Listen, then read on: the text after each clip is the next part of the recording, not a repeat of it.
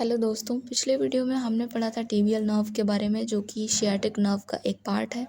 अब हम बात करने वाले हैं दूसरे पार्ट की, सियाटिक नर्व के दूसरे पार्ट की, जो कि है कॉमन पेरोनियल नर्व। ठीक है ना। तो हम बात करते हैं कॉमन पेरोनियल नर्व के बारे में। और ये लास्ट वीडियो में मैंने क्लिनिकल एनाटॉमी नहीं बताई थी टिबियल नर्व की, तो मैं उसके बारे में थोड़ा सा बता देती हूँ। Most of the muscular branch of the tibial nerve arise from its lateral side. जो मोस्ट ऑफ द जो मस्कुलर ब्रांच होती है टिबियल नर्व की, वो ना लेटरल साइड से अराइज होती है, एक्सेप्ट मीडियल हेड ऑफ गैस्ट्रोसिनेमस। ठीक है ना। तो वो इस वजह से मीडियल साइड जो है नर्व की, वो सेफ रहती है। ठीक है। Damage to tibial nerve cord causes motor and sensory loss. अगर टिबियल नर्व में कोई डैमेज होता है तो उसकी वजह से मोटर और सेंसरी लॉस हो जाता है। अगर मोटर लॉस होता है तो क्या होता है कि सुपरफिशियल और deep muscle of the calf and intrinsic muscle of the sole पे अफेक्ट होता है। ठीक है। अगर सेंसरी लॉस हो जाता है तो पूरे सोल ऑफ फुट पे सेंसेशन का लॉस हो जाता है। Planter aspect of digits and nail bed on the dorsum of foot, मतलब कि ये चीज़ें अफेक्ट होती हैं। ठीक है। अब हम बात करते हैं अपने टॉपिक पे वापस आते हैं, कॉमन पेरोनियल नर्व जो कि हमारा था। इसकी रूट वैल्यू होती है L4 L5 S12। देखो, मैं रूट वैल्यू वापस से मैं याद दिला देती हूँ। सियाटिक नर्व में सेम रूट वैल्यू होती है, बस S3 भी होता है। ठीक है ना। S3 भी होता है सियाटिक नर्व में। उसके बाद टिबियल नर्व में भी S3 होता है, यानी कि L4 L5 S1 2 3 ये होता है उन दोनों में। लेकिन ये थोड़ा सा अलग है, इसमें 3 नहीं होता है। ठीक है ना। तो ये हमें याद करने में आसान रहेगा और मतलब ध्यान देने लायक बात भी है। ठीक है। अब कोर्स की बात करते हैं तो ये smaller terminal branch of the sciatic nerve है, जबकि जो टिबियल नर्व थी वो larger terminal branch of the sciatic nerve थी। ठीक है ना। ये सेम सुपरफिशियल प्लेन में लाई करती है जिसमें कि टिबियल नर्व लाई करती थी। ठीक है। अब ये एक्सटेंड कहाँ से करती है? ये सुपीरियर एंगल से लेटरल एंगल जाती है। ठीक है ना। वो जाती थी सुपीरियर एंगल से इंफीरियर एंगल, लेकिन ये जाती है सुपीरियर एंगल से लेटरल एंगल। ठीक है। देखो, आप देख भी सकते हो, थोड़ा सा तिरछा दिखाई गई है, हालांकि इसका कोई लॉजिक नहीं बनता, बट मैंने फिर भी मतलब याद रखने के लिए कि देखो डायग्राम में देखो आप। ठीक है ना। कॉमन पेरोनियल नर्व का ये तिरछा दिखाई गई है। ठीक। हाँ, तो along the middle border of bicep femoris. अब बाइसेप फेमोरिस लेटरल साइड में ही होती है पॉप्लिटेल फोसा के।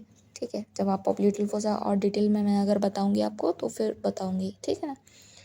फिर उसके बाद ये नीचे आती है और नेक ऑफ द फेबुलस के चारों तरफ घूमकर ये पेरोनियस लॉन्गस के को पियर्स करती है। पियर्स मतलब होता है चीरना या उससे होते हुए जाना। ठीक है ना।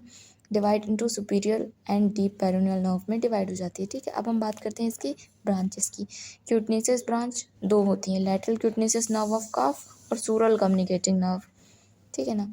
ये स्किन सप्लाई करती है अपर 1/3 of lateral side of the leg. ठीक। और ये क्या करती है? सूरल कम्युनिकेटिंग नर्व ये upper part of the fossa में अराइज होती है और run in the posterolateral aspect of the calf and join the sural nerve. ये सूरल नर्व को ज्वाइन कर लेती है और पोस्टेरो लेटरल एस्पेक्ट। अब देखो, पोस्टेरो लेटरल मतलब इसमें 2 शब्द हैं, एक तो पोस्टीरियर और एक लेटरल। तो पोस्टीरियर साइड और लेटरल साइड ये दोनों टर्म आप समझो। ठीक है ना, कि लेटरल साइड भी और पोस्टीरियर साइड भी। ठीक है। अब आर्टिकुलर ब्रांचेस की बात करते हैं तो ये 3 होती हैं। सुपीरियर लेटरल जेनिकुलर ब्रांच होती है, वो accompanies the arteries of the same name, मतलब वो इसी नेम की आर्टरीज के साथ होती हुई जाती है और lies above the lateral femoral condyle, और फीमोरल कॉन्डाइल का जो लेटरल पार्ट है उधर जाती है। ठीक है ना। फिर इंफीरियर लेटरल जेनिकुलर ब्रांच की बात करें तो ये lateral aspect of knee joint और एबव हेड ऑफ फिबुला। ठीक है ना। रिकरेंट जेनिकुलर नर्व ये अराइज होती है जहाँ पे कॉमन पेरोनियल नर्व डिवाइड होती है ना सुपीरियर और डीप पेरोनियल नर्व में, तो वहाँ से ये अराइज होती है। ठीक है ना। फिर ये ascend anterior to the knee joint and supplies the tibialis anterior muscle in addition to knee joint, मतलब नी जॉइंट के साथ साथ ये टिबियालिस एंटीरियर मसल को भी सप्लाई करती है। तो ये हमारी हो गई कॉमन पेरोनियल नर्व की ब्रांचेस। अब देखो, आप अगर ये तीनों चीज़ें एक साथ पढ़ोगे ना तो आपको याद रहेगा। अब देखो, जैसे इसमें क्यूटिनेसिस ब्रांच है, उसमें क्यूटिनेसिस ब्रांच को बोला गया था सूरल नर्व। ठीक है ना। टिबियल नर्व की अगर हम बात करें तो। ठीक है। फिर इसमें जो आर्टिकुलर ब्रांच है, देखो इसमें बार बार आ रहा है लेटरल जेनिकुलर ब्रांच, उसमें आ रहा था मीडियल जेनिकुलर ब्रांच। तो ये आप समझेंगे ना तो आपको एनाटॉमिकल पोजीशन भी समझ आएगी, नर्व भी समझ आएगी, हर चीज़ समझ आएगी। ठीक है। तो ये टॉपिक यहीं पर ख़त्म होता है। ठीक है। अब मिलते हैं नेक्स्ट वीडियो में। अगर आपको अच्छा लगा हो तो कमेंट में प्लीज़ प्लीज़ ज़रूर बताइएगा, क्योंकि उससे मुझे पता चलता है कि आप कैसा फ़ील कर रहे हैं। मैं जो समझा रही हूँ समझ भी आ रहा है या सब ऐसे ही चल रहा है। तो यही सारी चीज़ें हैं, प्लीज़ कमेंट ज़रूर करिएगा।